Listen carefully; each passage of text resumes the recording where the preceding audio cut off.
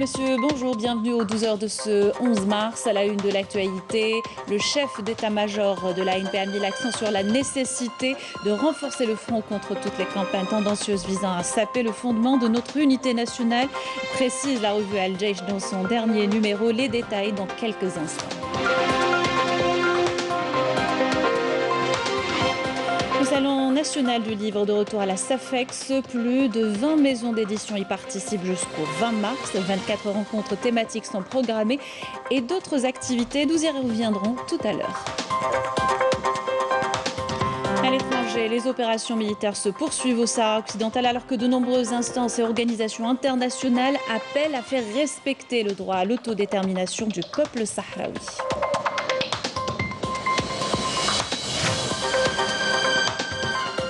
L'Opéra d'Alger reprend du service avec une soirée-concert animée par plusieurs artistes.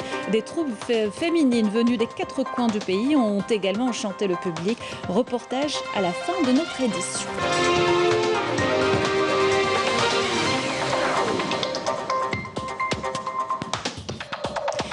Bienvenue à tous. Avant de développer ces titres, séance plénière ce matin au Conseil de la Nation consacrée aux questions orales adressées à 4 membres du gouvernement. Sont concernés le ministre de l'Enseignement supérieur et de la Recherche scientifique, le ministre des Finances, le ministre de la Santé, de la Population et de la Réforme hospitalière, ainsi que le ministre du Travail, de l'Emploi et de la Sécurité sociale. Je vous disais en titre, la position constante de l'Algérie sur les questions maliennes, libyennes, sahraouies et palestiniennes embarrasse et gêne de nombreuses parties, a relevé la revue Al-Jaish dans son dernier numéro. L'éditorial rappelle que le chef d'état-major de l'ANP a mis l'accent sur la nécessité de renforcer le front contre toutes les campagnes tendancieuses visant à saper les fondements de notre unité nationale, notre souveraineté et notre stabilité. Yannis Saïd Belkacem. Dans son dernier numéro, la revue Al-Jaish a évoqué les initiatives prises par le président de la République quant à l'édification d'une nouvelle Algérie. Une nouvelle Algérie forte, sans corruption ni haine, en nourrissant l'aspiration avec tous les Algériens d'une Algérie souveraine et forte, capable, grâce à la volonté de ses loyaux et honorables patriotes, hommes et femmes, de surmonter les difficultés de cette période sensible dans la vie de la nation. Cette volonté nationale aura triomphé, les attentes de notre vaillant peuple se concrétisant et l'Algérie aura la place qui lui est sied dans le concert des nations émergentes. La revue Jaish évoque aussi la position que l'armée nationale populaire s'est jurée d'enraciner auprès de ces éléments qui ont fait serment de consentir le sacrifice au service de la patrie. Placer l'intérêt suprême de la nation au titre des priorités et renforcer le front contre toutes les campagnes tendancieuses visant à dessein à saper les fondements de notre unité nationale, notre souveraineté et notre stabilité.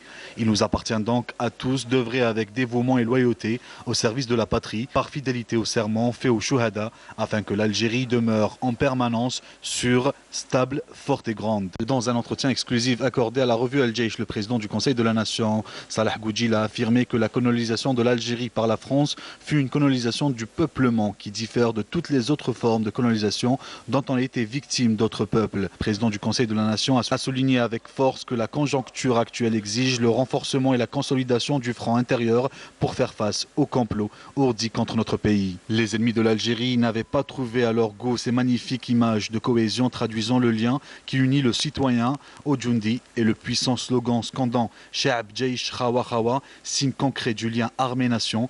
Ils se mirent alors à investir dans le Hirak de façon malveillante à travers une guerre électronique concentrée et sordide qui cible les hommes constituant le secret de la force de l'Algérie et le lien de la cohésion particulière entre l'armée et la nation. Dans le reste de l'actualité, le Salon national du livre de retour avec la reprise de l'activité à la SAFEX. Plus de 200 maisons d'édition y participent et jusqu'au 20 mars. 24 rencontres thématiques sont programmées et bien d'autres activités. Les détails avec Yasmine Massaoudi. Après plus d'une année de suspension des activités culturelles, le premier Salon national du livre a ouvert ses portes aujourd'hui à la SAFEX d'Alger. Un salon qui s'étendra jusqu'au 20 mars avec la participation de 216 maisons d'édition. Placée sous le thème « Un livre, une vie », cette manifestation sera ponctuée par la présentation de nouveaux ouvrages avec l'organisation de ventes dédicaces d'une trentaine d'auteurs. 24 rencontres thématiques traitant de la réalité de l'industrie du livre, la distribution, la traduction et le livre scolaire et électronique durant les 5 dernières années en Algérie seront également au menu.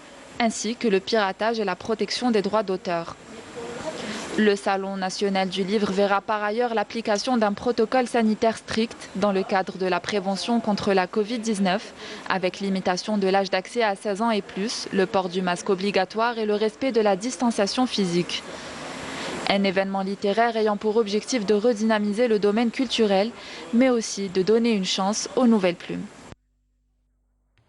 Et des équipes de recherche prochainement dépêchées sur le site archéologique récemment découvert dans le village de Metlishu à Khanjla, annonce faite hier par la ministre de la Culture.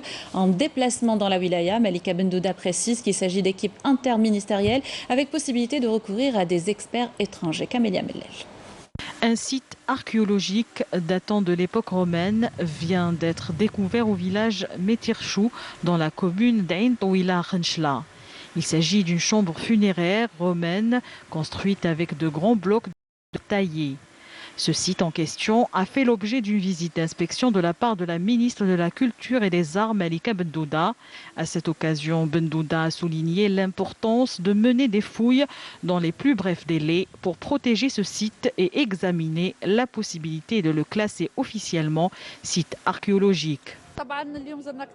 Nous avons aujourd'hui visité plusieurs sites archéologiques dans la wilaya de Khanjla et nous avons ainsi pris d'importantes décisions pour protéger ces sites. Il faut savoir que Ain Touila est une région archéologique par excellence.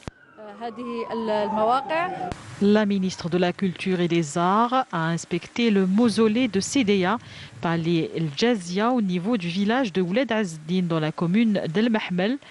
Elle s'est également rendue à la cinémathèque au centre-ville de la wilaya de Khanjla pour s'enquérir du taux d'avancement des travaux du projet du laboratoire de conservation et de promotion archéologique. Le point à présent sur les travaux de réalisation de la ligne ferroviaire d'Al-Hidab. Son tronçon reliant Bougzoul à Tissemsilt a atteint les 50% d'avancement. Le projet dont la livraison est prévue l'année prochaine reliera 4 wilayas. Abdelaziz Alim, Bouchra Bouali. Avec un taux de réalisation de plus de 90%, le tronçon Bougzoul-Tissemsilt de la rocade ferroviaire des Hauts-Plateaux compte 5 gares. Il permettra, une fois mis en service, de désenclaver pas moins de 4 wilayats. Il y a 5 gares, la gare principale de Bougzoul, celle de Chehbounia à Médéa, celle de Sidi Lajel, celle de Hassifdoul et celle du colonel Bougara. Cette ligne ferroviaire permettra de sortir toutes ces régions de leur isolement et créera ainsi une importante dynamique économique et de la richesse. اقتصادية كبيرة على مستوى هذه المناطق سيخلق ثروة من مسيلة إلى بوغزول. De Msila à Bougzoul et de Bougzoul à Tissemsilt sur une distance de 290 km. Les travaux qui sont en cours de réalisation touchent à leur fin. Le tronçon sera livré durant l'année en cours. La réalisation de ce projet a été confiée à un groupe composé de 5 sociétés algériennes et a permis la création d'une dizaine de milliers d'emplois directs et indirects. Infrafer est chargé de la pose des rails. La GCB est chargée des plateformes et de la réalisation des gares.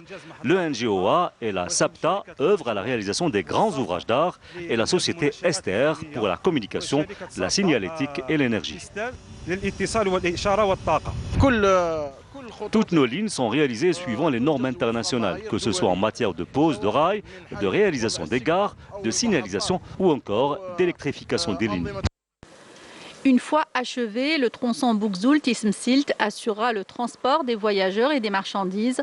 Le tronçon en question fait partie de la ligne des Hauts-Plateaux, s'étendant sur 1200 km et reliant l'Est à l'Ouest du pays. On reste dans les transports mais routiers cette fois. Les poids lourds qui empruntent l'autoroute Est-Ouest sont pointés du doigt dans la détérioration de certains tronçons. Du côté de Bouira, toute une partie s'est dégradée à cause du non-respect des charges autorisées. Sihab Moussa, Rzouk, Walid Yousfi. Pas moins de 50 000 véhicules empruntent chaque jour l'autoroute Est-Ouest et plus particulièrement sur ce tronçon près de Bouira, avec un trafic important de poids lourds qui peut provoquer à terme la dégradation de la chaussée. C'est principalement à cause des poids lourds que l'état de cette autoroute s'est détérioré. On risque même d'avoir des problèmes avec les freins. Chaque poids lourd qui passe détériore l'état de la route, ce qui engendre des dommages considérables. Nous avons même remarqué que les joints de chaussée ont subi beaucoup de dégâts. Pour prévenir la dégradation des routes, le décret exécutif 51-21 datant de janvier 2021 a été promulgué, fixant ainsi le poids maximum des véhicules lourds empruntant l'autoroute à 13 tonnes. Selon la loi, le contravenant risque le retrait immédiat de son permis, une amende de 4000 dinars et le transfert de son véhicule à la fourrière. J'ai eu une contravention parce que j'ai dépassé la limite de poids autorisée. Nous avons enregistré 2330 infractions durant l'année 2020 et pas moins de 451 infractions rien que pour le mois de janvier 2021. Les autorités concernées comptent sur le respect strict de cette loi pour pérenniser le bon fonctionnement des infrastructures routières et autoroutières et permettre ainsi plus de sécurité aux automobilistes. Au Sahara occidental, les opérations militaires se poursuivent depuis la violation du cessez-le-feu par l'occupant marocain. Sur le plan diplomatique, de nombreuses instances et organisations internationales soutiennent la lutte sahraouie et appellent à faire respecter le droit à l'autodétermination. Naïma Chekchek. Des unités de la PLS, l'armée populaire de libération du Sahara occidental, ont poursuivi aujourd'hui leurs attaques contre les sites de retranchement de l'armée d'occupation marocaine au niveau du mur de sable. L'armée marocaine qui fait du silence sur ses défaites, sa règle de désinformation. Aujourd'hui, les attaques sahraouies se sont intensifiées dans les régions de Mahbas et d'Aousserd, faisant de lourdes pertes humaines et matérielles selon un communiqué du département sahraoui de la défense. Hier, le président sahraoui Brahim Rali appelait l'Union africaine à jouer un rôle de premier plan et à assumer ses responsabilités historiques conformément à ces principes qui confèrent au peuple sahraoui le droit à l'indépendance et à l'autodétermination. Une indépendance que défendent énormément de partis à l'échelle internationale, à l'image du groupe de travail de la coordination européenne pour le soutien et la solidarité avec le peuple sahraoui, le COCO, présidé par Pierre Galland, qui, depuis Bruxelles, soulignait hier l'impérieuse nécessité d'intensifier davantage encore la solidarité avec le peuple sahraoui pour qu'il recouvre son indépendance. Une indépendance finalement bloquée par l'instance onusienne qui retarde la désignation d'un nouvel émissaire du secrétaire général de l'ONU, dénoncé encore une fois hier, Oumeima Abdessalem, la représentante du Front Polisario auprès du Conseil des droits de l'homme des Nations Unies à Genève. Notant que la solidarité internationale avec le peuple sahraoui s'élargit, elle, à tous les horizons, notamment au Chili, avec l'association chilienne d'amitié avec la RAST qui a manifesté cette semaine devant l'ambassade du Maroc pour protester contre son occupation du Sahara occidental. En Allemagne également, Sevim Dagdelen, membre du parti Die Linke, la gauche, appelle le gouvernement de son pays à prendre des mesures actives pour aider à l'organisation d'un référendum d'autodétermination au Sahara occidental et à ne pas céder aux pressions du Maroc.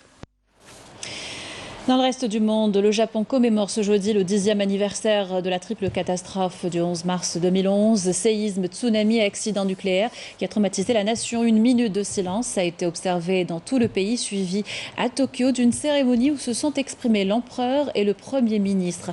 La catastrophe avait fait le lourd bilan humain de près de 18 500 morts ou disparus. Covid-19, la Chine lance le passeport santé. Il s'agit d'utiliser les QR codes pour contrôler les déplacements, identifier les cas contacts et isoler les malades. Il suffit de scanner un code barre avec son téléphone pour combattre la pandémie dans ce pays. Le premier frappé par le coronavirus et a confiné sa population. Le passeport santé numérique est amené à se déployer dans le monde.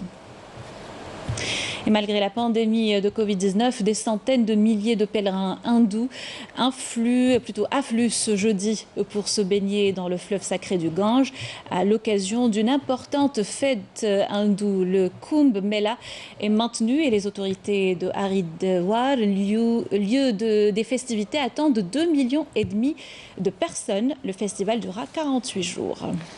Sport, l'Allemand Thomas Bach a été réélu pour 4 ans à la tête de la présidence du Comité olympique international lors de la 137e session du CIO tenue ce mercredi à distance, à quelques mois des Jeux d'été de Tokyo. Le Bavarois dirige le CIO depuis 2013. Saïd Flak.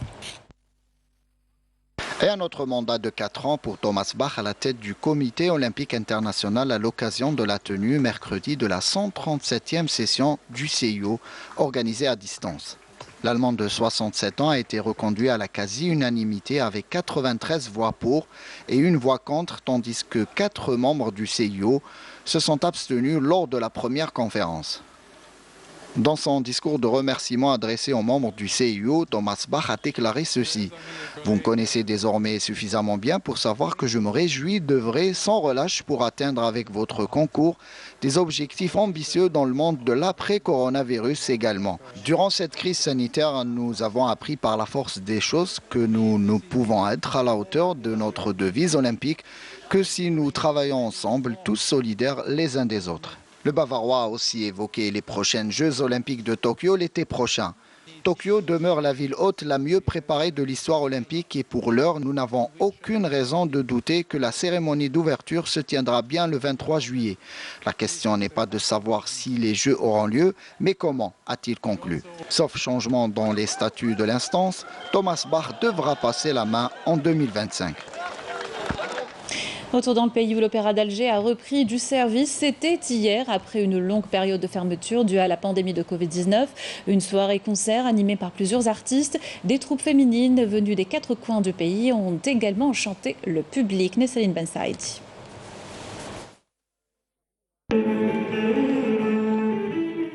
Du Madih Soufi au Diwan, en passant par la musique terghi, une dizaine de troupes féminines ont enchanté le public de l'Opéra d'Alger.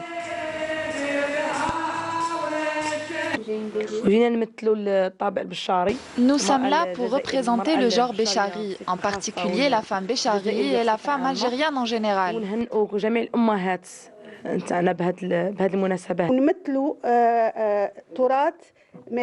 Nous sommes là pour faire connaître au public la culture et le patrimoine de la wilaya de Annaba, ses tenues traditionnelles et sa musique du Madih Soufi, Shawq Ouled Makhlouf.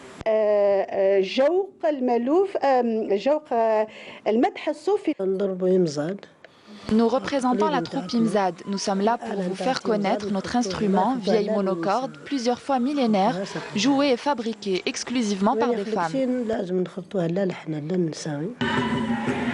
Cette fresque musicale a permis aux troupes de mettre en avant la richesse et la diversité d'une partie du patrimoine musical algérien. C'est la fin de ce journal. Merci de l'avoir suivi. Tout de suite, des nouvelles du ciel avec Amel Larbi. Quant à moi, je vous souhaite une excellente journée sur Canal Live.